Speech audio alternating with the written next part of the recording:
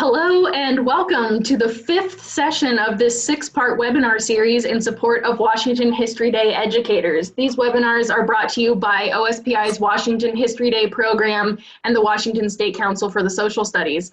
My name is Hannah Tofty and I'm the state coordinator for the Washington History Day program, and I'm joined today by Brad Liebrecht of the Washington State Council for the Social Studies, who will be serving as our Q&A moderator. Brad and I are pleased to welcome Hannah Robinson Oden from the Washington State Archives, Teresa Moodrock from the University of Washington Library and Special Collections, Emily Gogarty-Northrup from the Washington State Historical Society, and Kim Gant from the Department of Archaeology and Historic Preservation. The idea behind these webinars was to bring together History Day expertise from across the state to help History Day educators here in Washington to strengthen their programs. And that comes not just from the sharing of ideas, but also from the sharing of resources. So we've asked each of our presenters to provide a handout for educators to take home with them. Our friends at WSCSS will be hosting video recordings of each webinar along with all of the presenter handouts on a special History Day page on their website at wscss.org/National History Day. That's wscss.org/National History Day, all one word.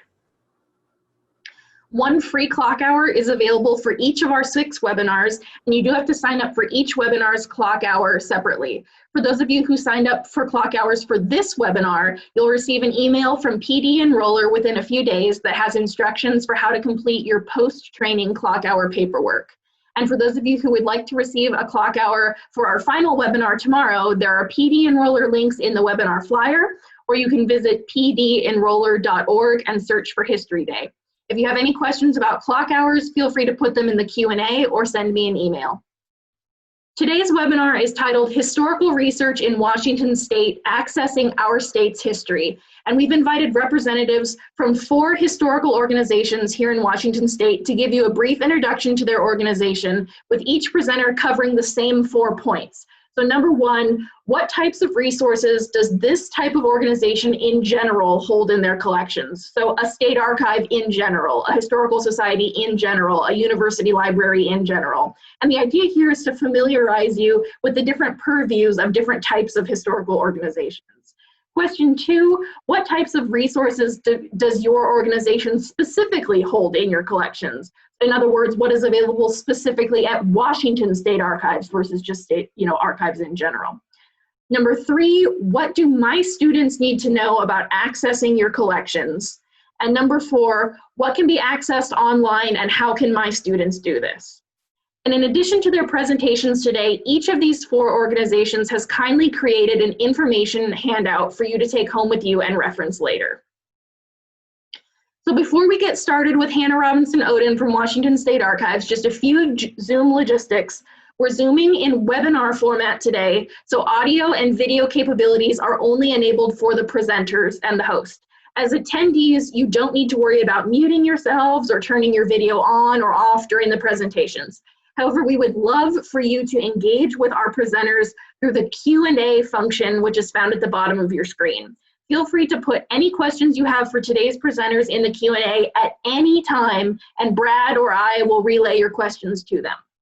I'm now happy to turn things over to Hannah Robinson Oden with Washington State Archives. Okay, great. Thanks, Hannah. Let's start my presentation. Okay.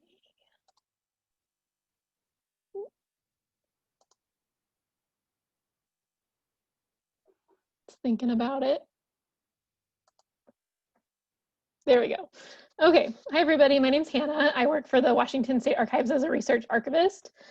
What that means is that I help people find information in our archive because our archive is huge and it's really hard to find information sometimes. So I'm kind of that liaison between you and the historical records. So throughout this presentation, I've included some images of things in our collection that I think kind of illustrate the theme for this year's History Day, which is communication and history. So I won't be talking about the images themselves, but they're just kind of there for you to look at and enjoy and start to think about how our collections can be used for student research. Okay. So this is just a brief outline of what I'll be talking about today. And And if you want to download the slides, those are available here at this link. So I'll be talking about what the Washington State Archives is, what your students can find in it, and then also how students can access the collections. And I'll just leave this up for a second if you really want to download those slides and write down that URL.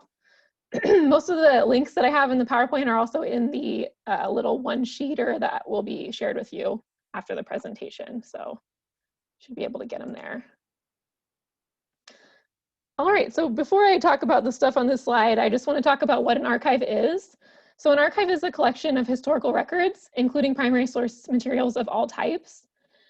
Primary sources are sources of information that were created at the time under study. So this could be anything from a diary to an artifact, to meeting minutes, to photographs, to like a YouTube video. And then you can also, of course, find many government documents, which is what the Washington State Archives is all about. So we are administered by the Secretary of State and the State Archivist as a public trust. So this means that we preserve the government's documents on behalf of the public. We're here to serve the public and provide them the documents that are about the government. So yeah, so that's the basic what the Washington State Archives is. So what does that mean in terms of how do you find us and how do you visit us, pandemic permitting? We have a regional archive system. So our main branch where the state records are held are in Olympia, which is where I work. The Olympia branch also has the Southwestern County records as well. We also have branches in Bellingham, Bellevue, Ellensburg, and Cheney. So the idea behind this regional system is that each branch holds records that are specific to the region that they serve. So that if you live in Spokane County, you can go to our Eastern branch and find out about historical records from Spokane County. And another really great thing about the Washington State Archives is our digital archives. It's one of the oldest digital archives, or the first digital archives in the country, and it has just an awesome amount of online materials that your students will be able to access at any time. So there's things like oral history collections, meeting minutes, and the documents that are made by local and state governments. So you can look at decisions made by local and state governments. There's also huge photo collections. It's just a great resource to kind of check out and browse when you're in your initial stages of research, and then later on when you're deciding, when you've already picked your topic out.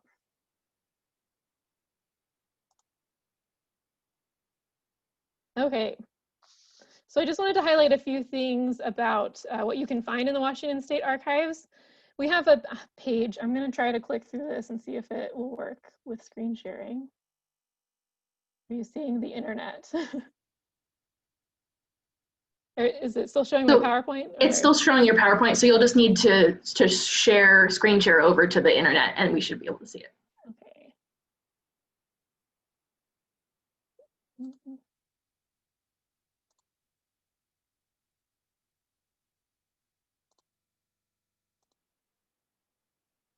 Okay. Perfect. So, great. We're all learning here. So we have this great page for teachers and students, and I just wanted to really quickly highlight our topic guide for History Day. So here it's got tons of topics, and they might not make sense for this year's theme, but if you go to page 3, you can see we've already picked out some topics that we think fit really well with the communication and history theme. So you can look at this, and we're also in the process of kind of updating it and making it a little bit more user-friendly, but you can click, like for example, the Centralia Massacre. You can see what kind of primary sources are available by repository. So here we've got some collections of the Washington State Archives, which is great. And so then I also wanted to just really quickly show the archives catalog. This will be a great resource when you start searching in our collections. I do want to note that if it seems like hard to use, definitely reach out to us and use the Ask an Archivist button and get some guidance about how to use the catalog itself. And then finally, You can also look at our holdings by regional branch. So if you know you're in Central Washington and you're only going to be able to go to the Central branch, you can click through their collections. This year is the Southwest branch. You can kind of see our large record groups. If you're looking for something about, let's do Centralia again, Centralia Municipal Government, you can see the collections we have about the fire department, etc. So that's those sources. And then let's go back to the PowerPoint. All right. Okay, great. So again, I just wanted to highlight the topic guide as it's going to be a really great resource for you to help students get started.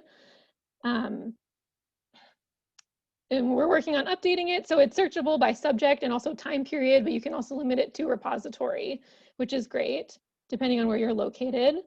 And then also just wanted to highlight the theme book. I would really recommend looking through that before you contact us.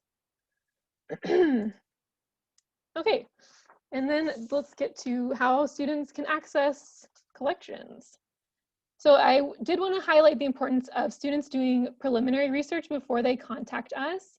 It's really great if they kind of have an idea of what their topic is so that they are better able to ask questions and we're better able to answer questions and then also find resources for them to use. And in the past, staff have noticed that this has kind of been the biggest barrier, that students don't really know what to ask. So if they do some of that background research, they're much better equipped to be able to talk to us about their topic, and we're much better able to help them. So for now, COVID-19 protocols, you can find up-to-date info on the Secretary of State's website, but we are allowing appointments at our Olympia and Ellensburg branches. And then all other branches that are contactable by email and phone. And then always, even at Olympia and Ellensburg, like contact us by email first and we'll be much better able to help you out before you come into the archive. We do have scanning. We can do scanning for customers, for researchers, but there are some fees involved with that. But that is an option. And so for in-person and remote research help, these are kind of just the steps of what a student can expect when they are doing this. So we kind of expect that the student has done preliminary research and that they've reviewed the topic guide. And then the student can reach out to an archivist. We have a handy dandy button on our website that you can just click and write your question and we'll get it. Or you can email us or you can call us. So we just try to be as available as possible to answer those questions. We're not able to necessarily do research for students, but we can definitely find information for them and point them in a bunch of different directions to help them in their research. So they can expect to get advice about their research questions and advice about where to find primary sources. And from there, they can decide if they want to schedule an appointment to review records in person, or if they have identified a collection that they really want scans of, we can do that for them. And right, so just to briefly summarize, so the Washington State Archives loves helping students with History Day. It's so much fun, and it's really great to have students engage with primary sources. Just remember that there are lots of resources online that we provide, but sometimes they can be very overwhelming. So I definitely encourage students and teachers to consider reaching out and talking to an archivist one-on-one, because we can definitely help guide you and help you out with your research. So I think that's it for me. Yeah, thank you.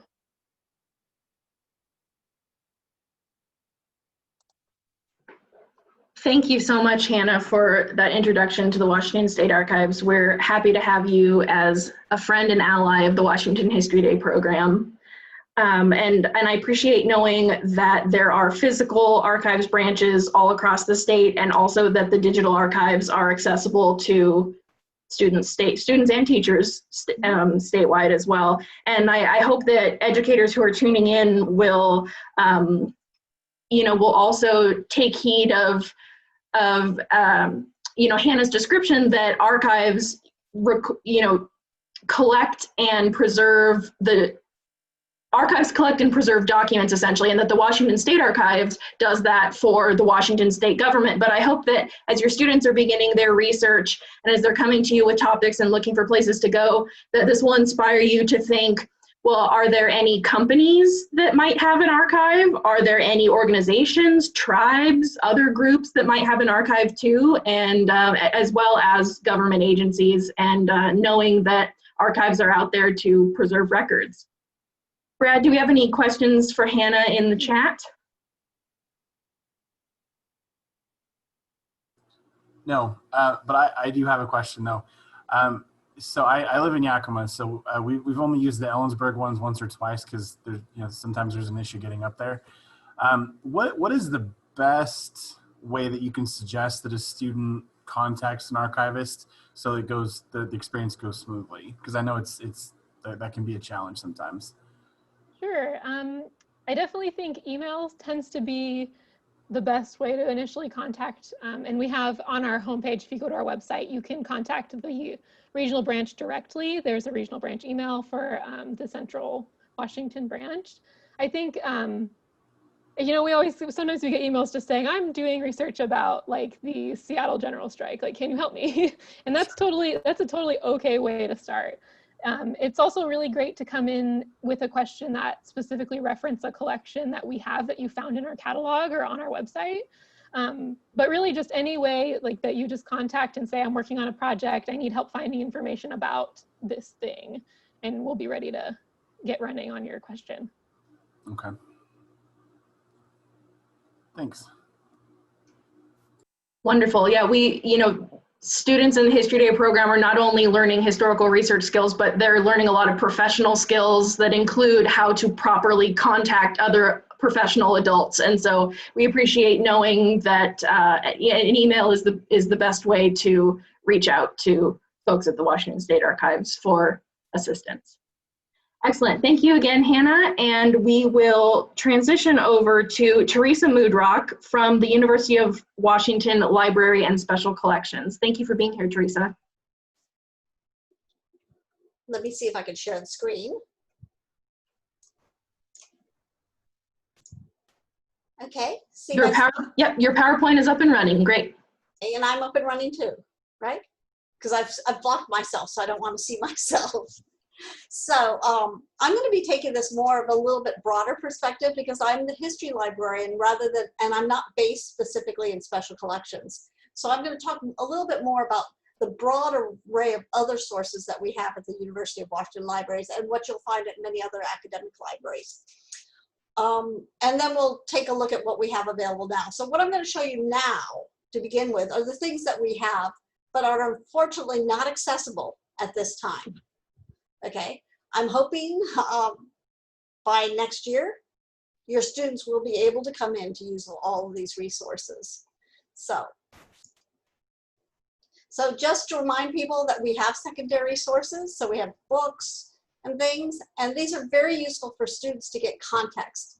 Before you go to the Washington State Archives, having this background information, looking to see what the author may have cited from the Washington State Archives is a great way to find primary sources to identify the collections you want to look at. We have other scholarly journal articles, so very similar.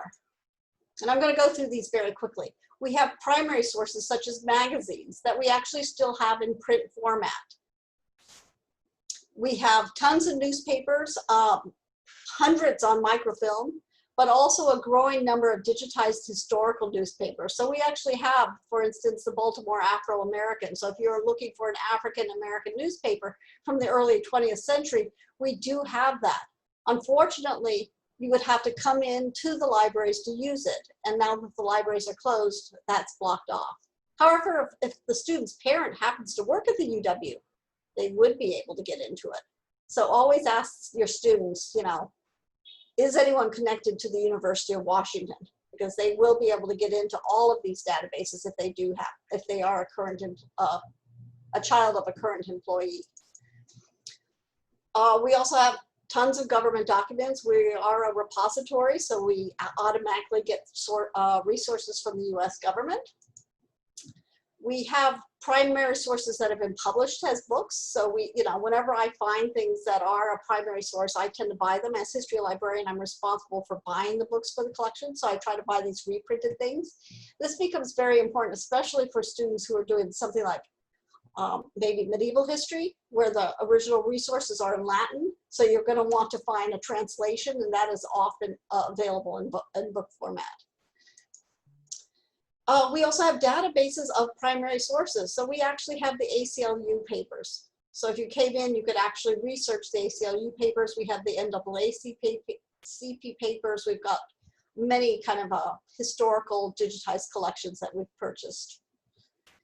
We are now also having special collections. So I wanted to focus a little bit on special collections. So our special collections focuses on the Pacific Northwest, especially Seattle, though we have very strong collections for Alaska and Western Washington, plus a smattering from other parts of the Northwest. So for instance, we do have letters, diaries, records. So I actually had to make notes. We have union collections. We have a very strong labor archive. So we actually have, I didn't realize this, the American Federation of Teachers, local 401 records. So if someone is interested in educational history, we have those records. We have personal papers like the Higano family papers, which is a Japanese-American family during World War II. We have congressional papers like the Henry M. Jackson papers. Those are boxes and boxes and boxes of papers. So a student would never want to come in saying, I want to look at the Henry Jackson papers. They would want a specific document that they want to look at, or a specific folder. We also have business records. So we have the, why did that happen? Did it disappear from you? Huh? Yep, you're good. It did, but you're back up and running. Okay, yeah, that's interesting. So it times out. We have business records. So we actually have the Columbia Winery records, which I think that might be a very interesting, odd topic for a student to work on. How Washington wines kind of, became a thing. How they kind of communicated the worth of Washington wines when we were dominated by California wines in the past. In special collections also are tons of historic photographs, hundreds of thousands of historic photographs, maps, so of all sorts. But now this is what you have. And the only thing truly accessible for students are our digital collections. And these are just, we've got more than 100,000 items in our digital collections, but that still is a very, very tiny portion of our special collections. In addition, when you search digital collections, you also can search Mohai's collection is in there, and a lot of local historical societies, Seattle historical societies are in there. So you do get more than what we own. They are still heavily image oriented, but we are getting more and more documents as well as flyers and things like that. Okay, advice, because I'm more focused on teaching, is to encourage students, especially now during the pandemic, to choose topics where there are sufficient freely available primary sources. I mean, that is so important right now. I tend to like to tell students to work on the 19th and 20th century. I think with the development of mass media, of newspapers and magazines, there's just so many more primary sources available for that period of time. And because of the pandemic, really preferably pre-1925 because of copyright. There are going to be a lot more digitized materials available pre-1925 than post-1925, freely available at least. English language, even our undergraduate students will say they want to work on the Russian Revolution, but not understand that the vast majority of primary sources of the Russian Revolution are in Russian. So I always, again, try to get students to work on something dealing with the Commonwealth if they want to do something that is not American. And take advantage of public library and freely available collections of primary sources. So you probably didn't notice, but some of the examples that I showed earlier all dealt with Emmett Till. And I then went and looked and found out that the blood of Emmett Till, a secondary source, is available through the King County Library as an ebook. Okay, the article on the Emmett Till murder trial is available through one of the databases at King County Library System. The New York Times is available. The historic New York Times is available through the King County Library System. JET is freely available. Google digitized it ages ago. So you can actually look at JET as well as Crisis, the NAACP magazine, and Ebony. They're all available, digitized, freely available. And the civil rights hearing there, that is available through HathiTrust. Government documents, US government documents are free of copyright, so there's more than 1 million government documents available on HathiTrust. And here's my contact information. My contact information is also on the handout. What I'm going to do now is go to the guide that's listed, the History Day research at the UW Libraries guide that we've created. So I'm going to switch. So I'm going to do a new share. And go to the web here.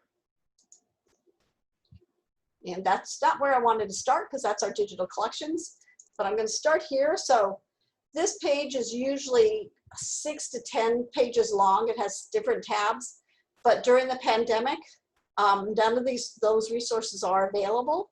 So what I've done is kind of created a pandemic edition.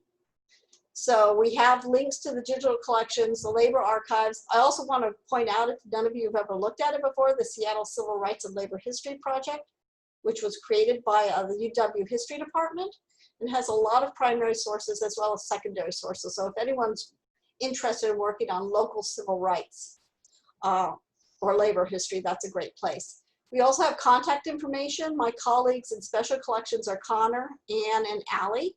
So if your students are interested in using those collections, or if you have specific questions dealing with our special collections, I would encourage you to contact them. I also have links to some of the public libraries listing. And then under the web, I just have some of my kind of favorite big sites, okay? So HathiTrust, as I mentioned, I'm expecting responses like if I'm in the classroom. But HathiTrust is a collection of ebooks, and everything published prior to 1924 is freely available to view. And as I said, it has more than 1 million US federal government documents in there too. So it's a great resource if you are looking for primary sources prior to 1924, or if you're looking for government documents for any period. Washington digital newspapers, Chronicling America, those are the kind of two big freely available newspaper collections. I'm always using Chronicling America. It covers the entire country. It's the Library of Congress site. The Library of Congress digital collections, of course, Europeana, and DPLA, which I'm sure everybody's aware of. DPLA is just a great place to start. Other pages on here are just some topic tips. Again, stressing the 19th and 20th century and so forth. Also pointing out some freely available encyclopedias. And then I've started compiling just sample topics, which is kind of trying to come up with titles that kind of that kind of have that communication part of it in there, and then links to freely available resources. So for instance, someone could actually work on, let's see, the Cuban Missile Crisis. And there are enough sources, I think, that online, supplemented by perhaps the New York Times available through the public library, to do a really good history paper on the Cuban Missile Crisis. So what I hope to do is kind of grow this a little bit and add more resources over the next month or so. Okay. I also want to go back to our digital collections, because this is the main avenue your students will be coming into. I generally recommend going into advanced search because I find I get a lot of irrelevant results if I just use this big search box. So I recommend your students go to advanced search, where they can choose all of the words, so it basically is more helpful. So we could put something in here on, I should have tried something. Japanese, let's see, Minidoka. So Minidoka was one of the relocation camps. Let's see if there is, and pressing enter doesn't work, and I always forget that. So click on the search. And here you can see. So we've got letters, wonderful letters written by by students. So students the same age as your students, which I think is always useful, as well as all these photos. And I did want to point out the Pacific Northwest collection and special collections. So they are linked here.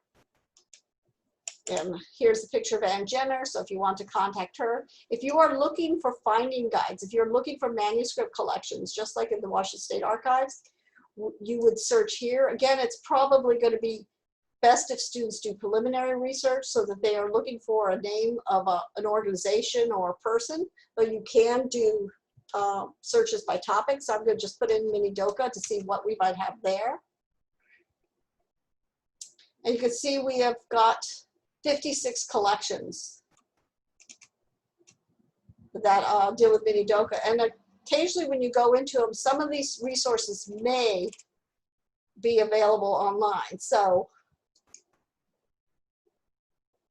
this is a photograph, and it does take us back to digital collections. So you'll find all these images in our digital collections as well.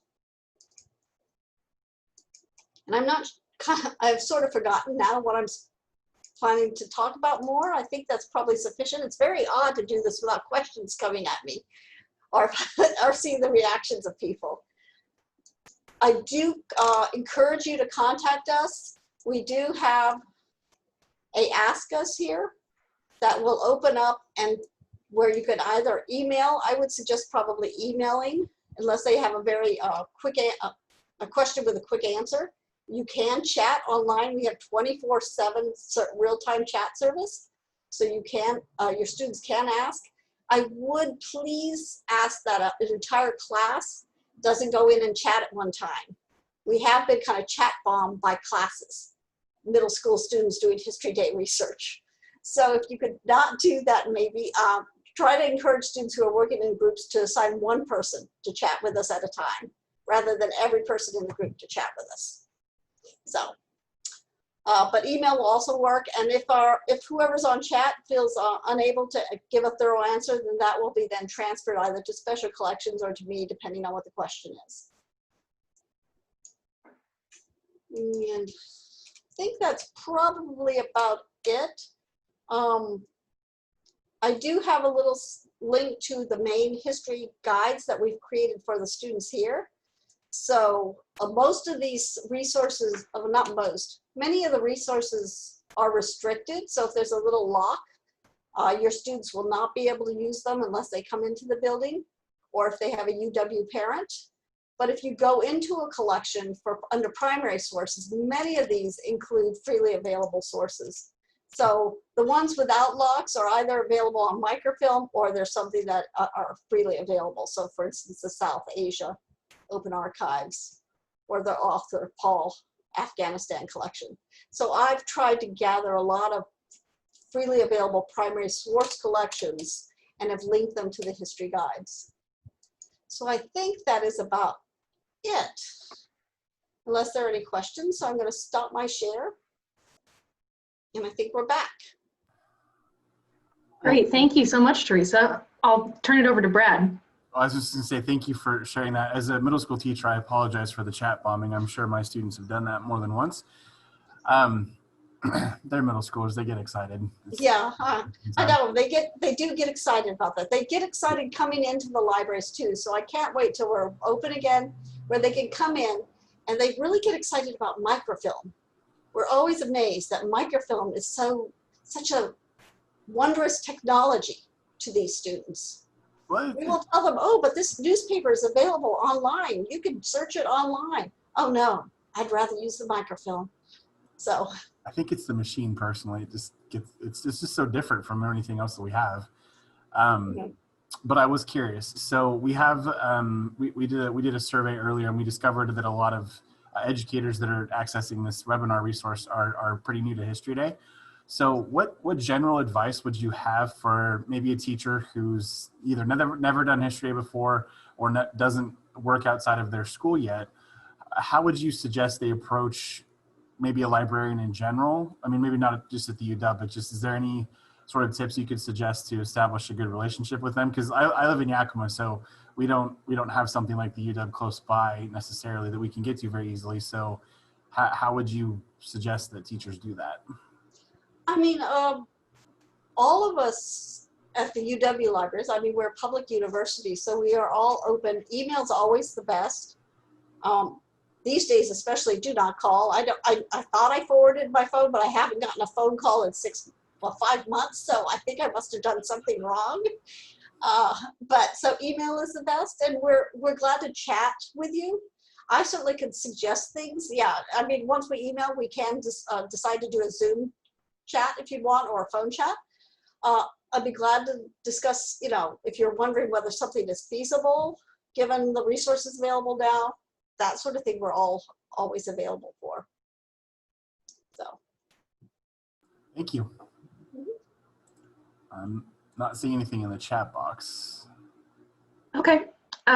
Teresa, thank you so much for sharing the University of Washington libraries as an example of you know, the types of things that university libraries have available and are doing that, you know, teachers from all over the state can kind of apply to their local communities, but also know what is available for anyone statewide to access in the system. And also thank you for making the link between university libraries and the local public library system too, which is excellent to know that there is some overlap between the collections there as well, which, because we've all got, you know, public libraries in our communities too. So that was so wonderful to hear, and we appreciate that you've made such a robust online website for History Day within your web system as well. Thank you so much, Teresa, and I'm going to now turn it over to Emily Gogarty-Northrup with the Washington State Historical Society.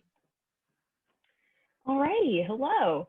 So yes, I'm Emily. I am an education specialist at the Historical Society with a K-12 focus, so you're my people. And I'm really glad to be invited to come and chat, especially at this stage of my pandemic haircut grow out. You're really seeing me at a special time that will probably never happen again. So I just want to give you a kind of a quick intro to what the Historical Society is, and then when I screen share, I'm just going to jump straight to our website and kind of walk you through what it might look like when your students are searching for resources there. So as far as the Historical Society, we offer a variety of services to researchers, historians, scholars, students, teachers, and the Historical Society also includes the Washington State History Museum, which is where I work, and the State History Research Center. Both of those things are closed right now. Surprise, surprise. Stay tuned. We're working on when we'll be able to reopen and what that'll look like. But in the meantime, yes, I'm going to focus much as everyone else has on digital resources and what you can access digitally. So let me share my screen. Da, da, da.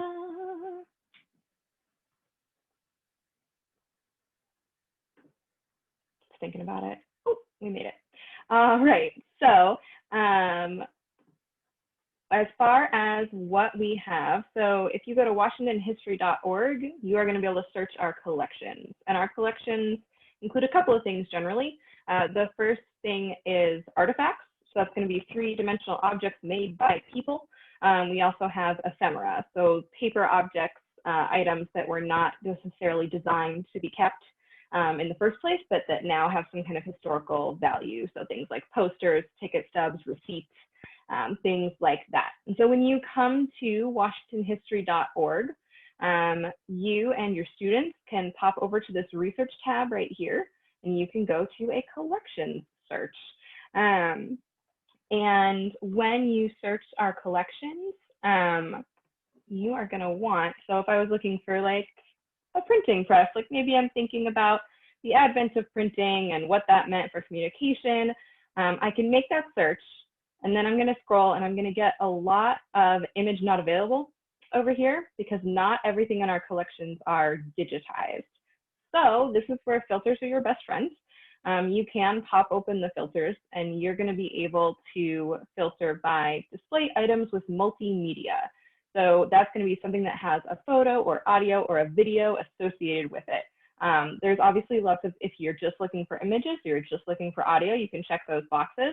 But if you just want something with an online presence, If you click that box, display items with multimedia, and click search again, now everything that comes up is going to have something online associated with it. So we've got like a printing press here with a representative photo, and it'll give you a little info about what that object is. So that's my, if you take one thing away from me talking, it's that if you click that box, you're in good shape for your search. So now that that like most important thing is out of the way, I can talk a little more generally again. So we do have in-person resources that are not available online. Those resources aren't available to the public right now because the research center is closed. In future, if we are open again and you are searching our collections and you see something that is not available online, you have a couple options.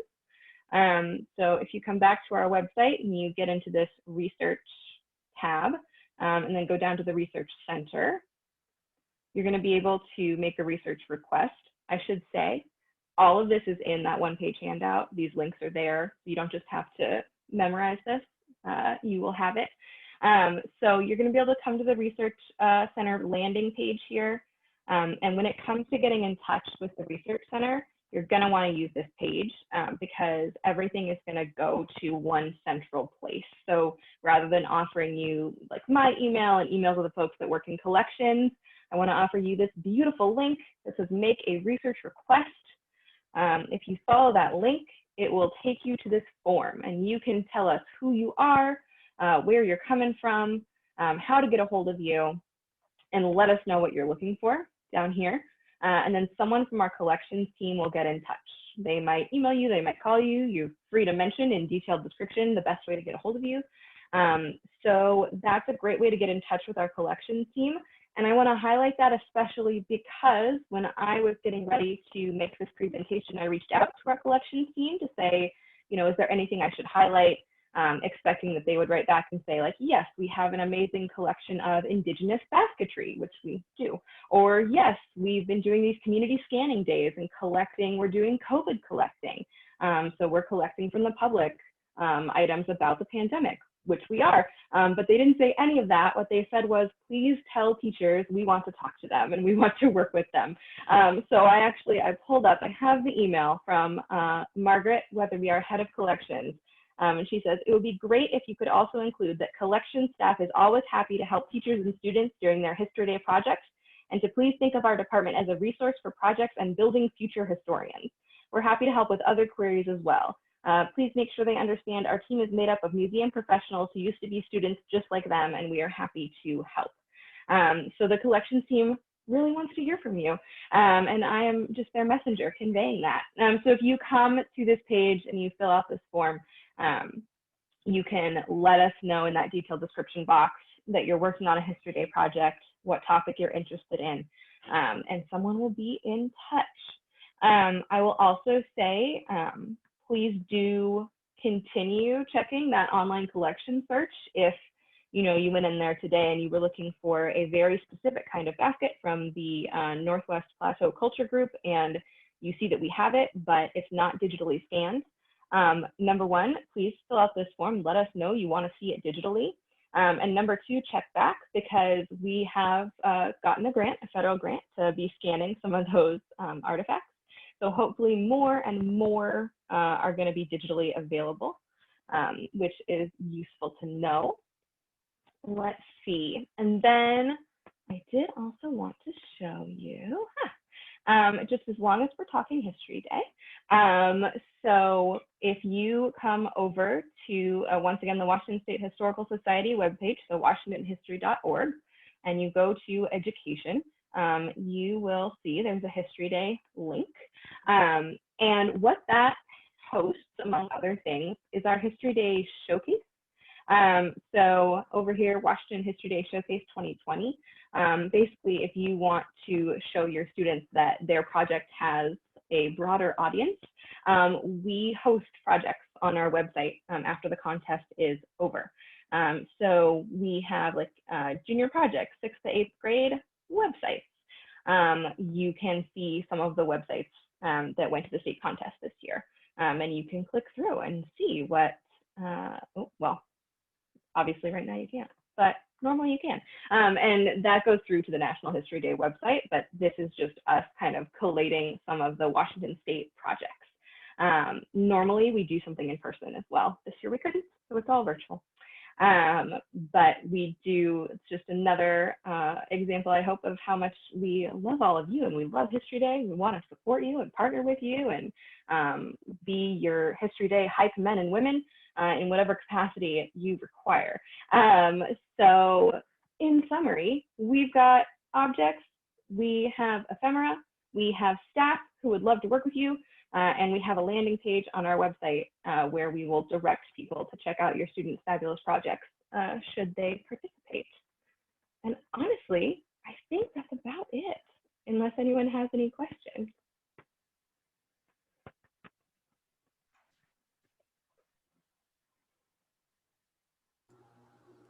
Not seeing any in the chat today. You know, it's worth noting too that representatives from all 4 of these organizations have routinely served as History Day judges too.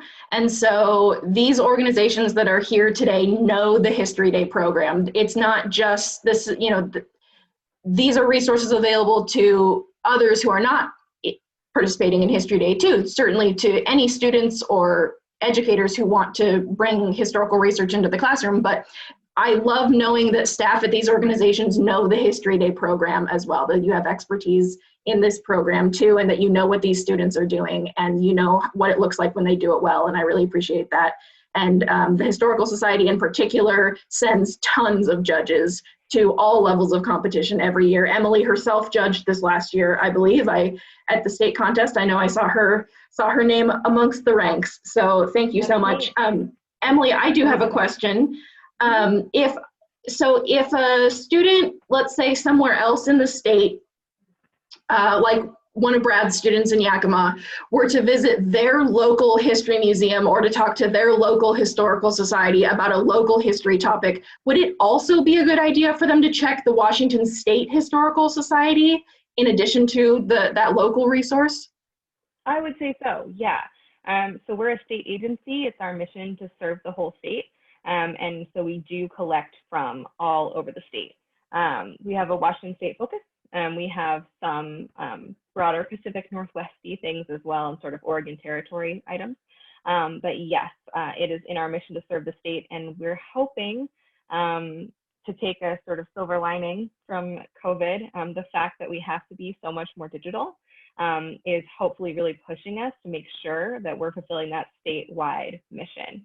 So no matter where you are, definitely check out your local historical societies. We love them, and they are experts in their niche. And then also check in with us and see what we have, because hopefully we will have something relevant to your topic. Great, thank you. Anything further, Brad? Nope. Okay, let's move on to our final presenter, Kim Gant from the Washington State Department of Archaeology and Historic Preservation. Yeah, it's a mouthful, isn't it? And I'm guessing that many of you on this webinar don't even know we exist. So here you go. We're not typically thought of as a research repository, but we have lots of goodies. And the good thing is that there's nothing you can't get to right now because all of our records are online. Let's see, we are also the State Historic Preservation Office. So every state has a State Historic Preservation Office, and our bailiwick is basically historic architecture and archaeology. So it's kind of lumped together as cultural resources. And so there's a whole method of recording cultural resources that is different from any other type of research material. So I will go ahead and show what we've got. I'm going to share our screen. My screen, share the correct screen, and you will be able to see, can you see my website? Yes. Okay, so here we are a dahp.wa.gov, very easy. The first thing you want to know about us is that we have a couple we do other things besides have records. So we have a regulatory We have a lot of records that no one will be interested in, such as regulatory records for project reviews and stuff like that. We do have, we scanned all of our building inventories and archaeological inventories, so there is redundancy at the archives, but those are just our paper records. So everything at the archives that is an archaeological site or a historic building inventory or a National Register nomination is also on in our Wizard database, and I'll show you that in just a second. So first, I just wanted to show you what is on our website in terms of like research materials. So if we go to historic preservation, so we're looking at mostly architecture, any structures, any kind of anything on the built environment. It's a bridge, it's a railroad, it's things like that are what we've got. So the state architectural historian is in our office and the state archaeologist. So I give you an idea of kind of who's around. And our state architectural historian has put together some architecture resources. You've got lots of architect biographies. Who knew there was a whole website of architect biographies for architects in Washington? We have a lot of content on the website, so it's easily searchable. Architectural style guide, not comprehensive, but he's getting there. And then we have preservation topics on our website. And so underneath each of these little boxes is a whole bunch of goodies that relate to that topic. It may be a report, it may be a link to something else, you know, to another organization. It may be you know, a document that we had written regarding the most common bridge types of Washington and the history about them. There's just a whole bunch of good stuff on this page. Okay, so that's something to explore. To really get down to researching our database, which is called Wizard. Oh, one more thing. We recently just put together this page of online research. This would be where we would go to do research if we were researching a building or an archaeological site or anything like that that's in our wheelhouse. This is the resources that we would use. So it's a whole bunch of other stuff that y'all can use. Just based on stuff that was in our heads, because we do lots of research. So that is there. So we will go now. So you can reach our Wizard database just by going to our website and going to Start Wizard. I will tell you right now that it's behaving badly at the moment. So I had to switch to my login version. I'm gonna go bother the developer and ask him why it's not working right. And then you'll be able to get it working right. But the functions are exactly the same. So there's just more stuff on my screen now than you would actually see if you were coming as a public user. There's a public side and a private side. Because all of our records are not available to the public. So we have historic building records, historic built environment records that are available to the public. What's not available to the public is archaeological records. And those are redacted from public view under state law because of looting. So those are on a need-to-know basis. I'm sure if there were a student who was interested in archaeology, that we would be able to certainly come up with something to be able to help that student. Absolutely. So I won't be able to show you any sites right now. I will turn on the map. So if you were coming in here to Wizard, so it's all GIS based. So everything in Wizard also has something on the map. And say I wanted to do a search. So you can do a tabular search or you can do a map search. If you have an address you want to look up, say the student has a historic house in their neighborhood, and they really want to know if we have anything about that. This is where they can come and look. A lot of times it's easier to go to the map. I suggest always searching in two places because for some reason something might not be mapped. Wizard is, as far as the built environment part of it goes, this has been crowdsourced data over 20 years. So we cannot verify its accuracy. This is a starting point for research. It's not the end of the research. So it's just like scratch the surface, see what you can get type of deal sometimes. There's varying degrees of completeness of these records. They're done for lots of different reasons. Most of the time it's for a regulatory review reason. Take the results and make it a starting point, and follow up with primary and secondary sources. So there's a lot more categories than you will see if you come in. You'll just have a property category, which represents historic building inventory. Just basically, it's a big list of records of different buildings. It could be the church in town, there's historic districts, there's, you know, houses, there's every type of building structure. See, if I click on that, this is just the most things that were most recently entered. So we've got, you know, it'll give you a little thumbnail, it'll give you the address, the name of it. Each record gets assigned a property ID number. But within this category, so this is how the results show up. And then you can click on click on the detail button and you can open up record. And if you click on this, it'll take you to the map and zoom you right to it.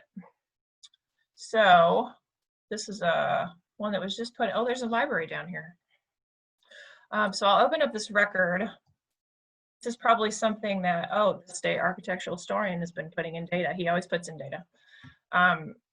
So this is something that we don't have a photo for yet, but he puts in data placeholders, especially when he figures out if there's an architect involved. This looks like a female architect was involved in this building. So you could definitely get into Wizard and search by architects, and you could look for, I don't think we have a female category, but you could look for architects in Wizard and see which of the houses, you know, were built by the architect you found in the architect bibliography or the architect biographies. So lots of data. Basic resource information such as build dates, architects, characteristics, building styles, architectural styles, and then basically you'll find the location on the map. So when we add records to Wizard, everything gets a point on the map. So here is where that building is. This house he's recorded. And if there's any photographs, which you don't have yet, he just started this, they would be here. And then these two tabs generally have to do with, a lot of times they'll just have the history. So a statement of significance will be the history of the building.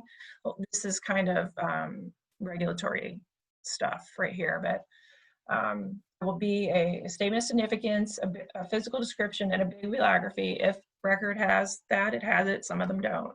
And then this tab has to do with regulatory. You guys won't need this tab for anything. So that's basically a digital inventory form for a historic property, historic building, or so that's the kind of information you can get from Wizard through looking at this layer. Each one of these is a different layer, different data set. So that was property. I'll take you to register. So we are the holder of the state's national and state register listed property data. So we are the body that national register listings go through before they go up to the National Park Service for final approval. So we have all of the National Register nominations written for properties in Washington, all online, easy to get to. So there's filters for every category. So here is the register. I'm gonna look in, I can put in Tacoma and press enter to see if there's any register listings with Tacoma in the name. So there's gonna be a few because there's lots of register listed buildings in Tacoma. So here is what I get search results for register listed buildings in Tacoma. Here's the Washington building. So the register is a little bit different than the property because we don't have an interface for entering data in the register because it's done by staff. But if you open up the register, you expand all, you can see all the pictures that we have. this building, and then the National Register nomination, which will be a PDF. When the National Register nominations, especially the ones, you know, done in the last 15 years or so, are always, you know, researched and footnoted and all sorts of good stuff in there. So written in National Register, National Park Service parlance, but good research, especially if one of the kids is into architecture. Collapse. Okay, you can also, the filters right here, you can filter on property. If you want to find all of here's where you can put in an architect, or you can also put in architectural style. If somebody wants to research like what a particular architectural style in the state, you can do that. The rest of these layers will pretty much close to the public. See, I'll just do a quick flyby of the map. This is what they look like on the map.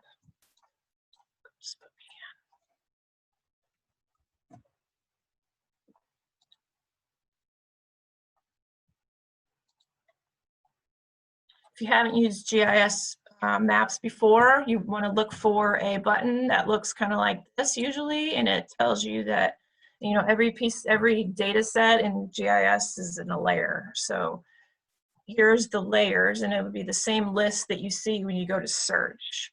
And then you turn them on if you want them to show up. So if I turn on the registered layer, I'm going to get all those National Register listed properties, historic districts, all those goodies. And then once I get that, I can click on this district on the map, and it'll tell you what district it is, what register it's on, and then you can get to the nomination that way too. There's two ways to get to stuff, most everything in Wizard. So that's a nomination, and then the built environment survey, that's under the property layer. And that will have a lot more things on the map. See, all the dots show up because all the dots are properties.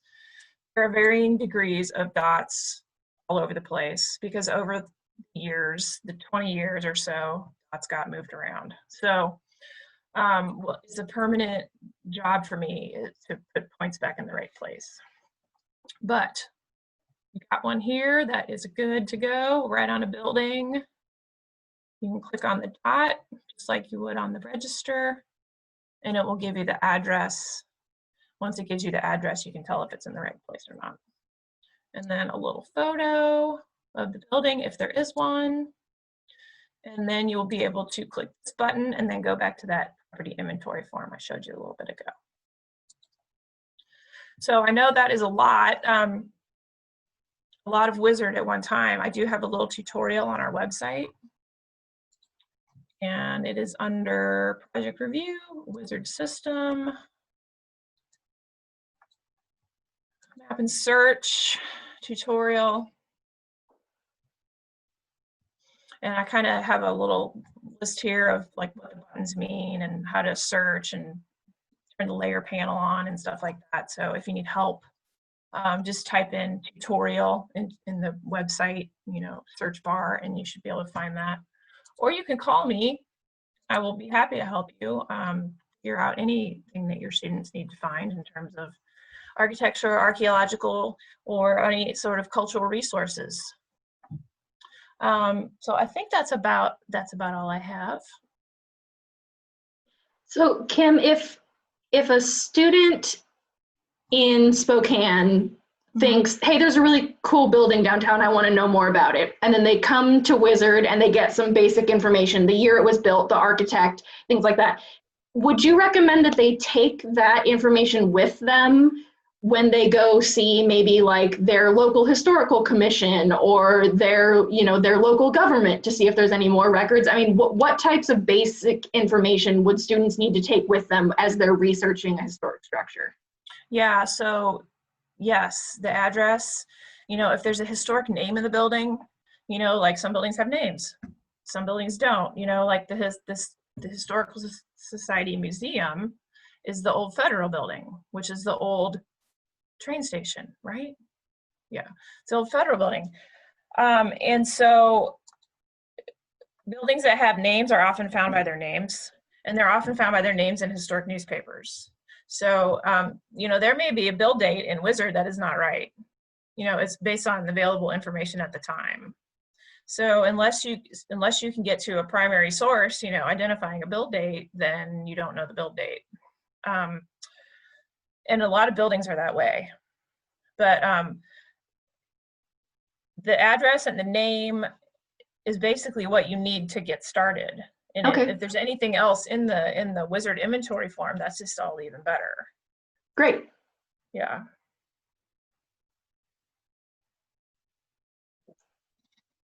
Any final thoughts, Brad?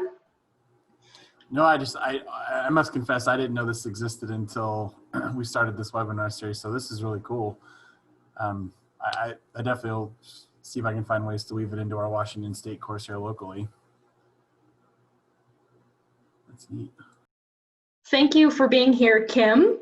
I think seeing no final questions from our attendees, we will wrap up, and noting the time, we'll go ahead and wrap up our webinar for today. So my sincere thanks to Hannah Robinson-Oden, Teresa Moodrock, Emily Gogarty-Northrup, and Kim Gant for sharing their expertise today. I hope that learning more about these organizations has, first of all, shown you 4 concrete examples of historical research organizations that are here in Washington State, and also maybe made you think about what types of historical organizations might be nearby to you in your local communities. Again, the recordings of this presentation and all of our other presentations, as well as the 4 handouts that these 4 presenters have made for you, will be available at wscss.org/National History Day. We hope you'll join us tomorrow at 4:00 p.m. for our very final webinar, session 6, which is Historical Research in the U.S., Accessing Federal Resources Online. So whereas today we focused on resources here in our state for doing research, tomorrow we're going to be hearing about online historical research at the national level. Thank you, everyone. Good night. Thank you.